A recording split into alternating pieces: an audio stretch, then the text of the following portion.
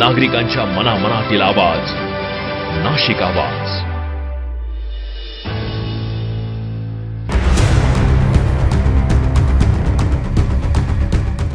एकीकडे पाणी कपात, दुसरीकडे महापालिकेत पाण्याची उधळपट्टी.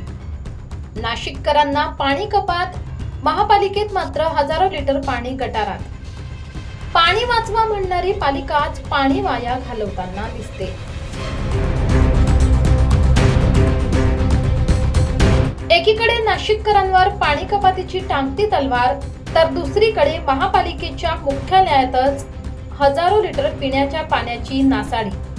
नागरिकांना पाण्याचा प्रत्येक थेंब जपून वापरण्याचे आवाहन करणाऱ्या प्रशासनाच्याच कार्यालयात पाण्याची मोठ्या प्रमाणावर गळती होत असल्याचा धक्कादायक प्रकार समोर आलाय.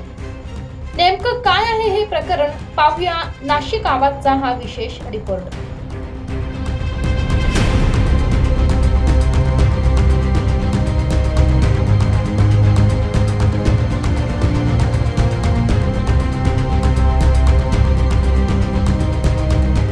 जून महिना संपत आला तरी पावसाने अद्याप दमदार हजेरी लावलेली नाही. गंगापूर धरणातील पाणीसाठा घटल्याचे कारण देत नाशिक महानगरपालिकेने शहरात दर शनिवारी पाणी कपात लागू केली आहे.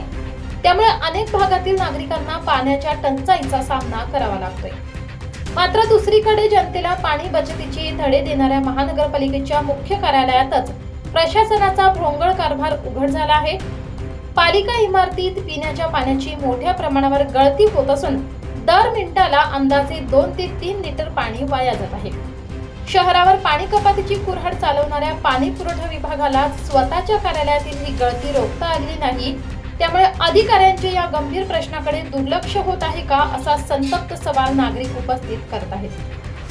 दररोज हजारो लिटर पिण्याचे पाणी गटारात वाहून जात असताना प्रशासनाने अद्याप याची गंभीर दखल घेतलेली नाही. त्यामुळे सर्वसामान्यांमध्ये तीव्र नाराजीचे वातावरण निर्माण झाले आहे.